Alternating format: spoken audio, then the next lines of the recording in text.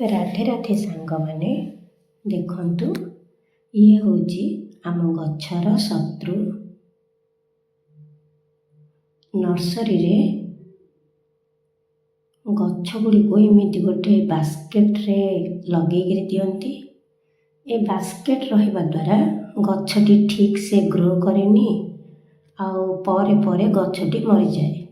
ଆମେ ଭାବୁ ଗଛଟା ତ ଆଣିଲା ବେଳେ ବହୁତ ଭଲ ଥିଲା, ନର୍ସରୀରେ ବଢ଼ିଆ ଫୁଲ ଫୁଟୁଥିଲା, ତାହେଲେ ଏବେ ଆଣିକିରି ଲଗାଇଲା ପରେ କାହିଁକି ମରିଗଲା?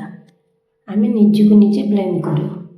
କିନ୍ତୁ ତା'ର ମୂଳ କାରଣ ହେଲା ଏଇ ଯେଉଁ ବାସ୍କେଟ୍। ଦେଖନ୍ତୁ, ଏଇଟା ଗୋଟେ ପ୍ଲାଷ୍ଟିକ୍ ବାସ୍କେଟ୍ଟା, ଆଉ ତା ଭିତରେ ଗଛଟି ଲାଗିଛି। ତ ତା'ର ଚେରଟା ସ୍ପ୍ରେଡ୍ କେମିତି ହେବ? ସେଥିପାଇଁ ଆମକୁ ଏ ବାସ୍କେଟ୍ଟାକୁ ବାହାର କରିବାକୁ ପଡ଼ିବ। ଏ ବାସ୍କେଟ୍ଟା ବାହାର କରିସାରିଲା ପରେ ତାକୁ ଯଦି ଆମେ ଗଛଟିକୁ ମାଟିରେ ଲଗେଇବା, ତାହେଲେ ଚେରଟା ଭଲରେ ଡେଭଲପ୍ କରିବ। ଦେଖନ୍ତୁ, ମୁଁ ବାସ୍କେଟ୍ଟା ବାହାର କରିଦେଲି, ଆଉ ବାସ୍କେଟ୍ଟା ବାହାର କରିସାରିଲା ପରେ ଦେଖନ୍ତୁ କେତେ ଗୁଡ଼ିଏ ଚେର ବି ମୋର ନଷ୍ଟ ହେଇଗଲା। ତଥାପି ଆକୁ ମୁଁ ଆଉଥରେ ଗଛଟିକୁ ମାଟିରେ ଲଗେଇବି।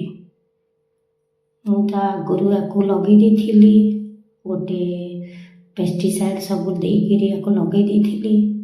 କିନ୍ତୁ ପରେ ମନେ ପଡ଼ିଲା ଯେ ବାସ୍କେଟ୍ ଅଛି ନା ନାହିଁ। ଖୋଜିଲା ବେଳେ ବାସ୍କେଟ୍ଟି ଅଛି, ତ ଆକୁ ମୁଁ ବାସ୍କେଟ୍ଟାକୁ ବାହାର କରିଦେଲି। ଆକୁ ପୁଣି ଆଉଥରେ ଲଗେଇକିରି କିଛି ଦିନ ଛାଇରେ ରଖିବି।